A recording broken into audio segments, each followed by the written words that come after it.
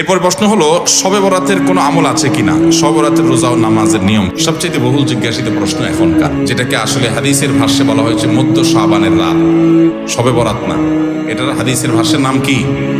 মধ্য শাবানের রাত। এই মধ্য শাবানের রাত বা মধ্য শাবানের রজনী, এই রাতে যেটাকে আমরা শবে বরাত বলি, এই রাতের নামাজের নিয়ম কি? কয় রাকাত পড়তে হবে, কোন রাকাতে কোন সূরা কতবার পড়তে হবে, এটা বহুল জিজ্ঞাসিত একটা প্রশ্ন। এবং এ ব্যাপারে আমরা অনেকে জানি যে শবে বরাতের নামাজে এত রাকাত পড়তে হবে, সেখানে সূরা কুল হুয়াল্লাহু ইখলাস এতবার পড়তে হবে, ইত্যাদি ইত্যাদি। লাইলাতুল কদর ছাড়া অন্য যে সমস্ত রাতের ফজিলত আছে, যাই হোক, মধ্য শাবান রজনীর কথা আমরা বেশি জানি শুধু না, সবচেয়ে বেশি আমরা এ রাতে ইবাদত বন্দেগীর চেষ্টা করি। তো সবচেয়ে বেশি চেষ্টা তো হওয়া উচিত হলো লাইলাতুল কদরে।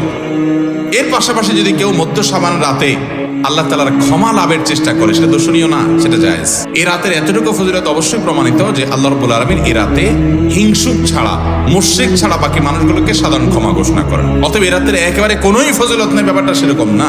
বিভিন্ন হাদিসের আলোকে এটুকু অন্তত সাব্যস্ত হয় যে আল্লাহ তাআলা হিংসুক এবং আপনার মুশরিক ছাড়া, মানুষের পিছিয়ে লাগে শত্রুতা, এই মানুষ ছাড়া বাকি মানুষকে মাফ করে। তাহলে মধ্য শাবানের রাত বা যেটাকে শবে বরাত বলছি আমরা, এই রাতের মূল আমলই হলো, এটাকে কেন্দ্র করে মূল আমলই হলো নিজেকে শিরক এবং হিংসা থেকে পরিচ্ছন্ন করা, সাধারণ ক্ষমার উপযুক্ত করা। এটা হলো মূল আমল, বাস। এর বাইরে আপনি ক্ষমা লাভের জন্য যদি চেষ্টা করেন, সেটা কোনো দর্শনীয় বিষয় নয়। তবে এই রাতকে কেন্দ্র করে বিশেষ ফরম্যাটে নামাজ, রাত জেগে, তারপর বিশেষ ফরম্যাটে ইবাদত, এই সূরা এতবার, এই নামাজ এত রাকাত, এরকম কোনো কথা কোরআন হাদিসে বর্ণিত হয়নি।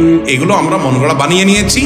এবং যদি এরকম কোনো ফরম্যাট আমরা ঠিক করে নিয়ে সেভাবে ইবাদত করাটাকে আমরা এই রাতের আমল, শরিয়া সিদ্ধ আমল মনে করি বা সুন্নাহ আমল মনে করি বা কোনো নির্দিষ্ট আমল মনে করি, তো একটা বেদাতে পর্যবেসিত হবে।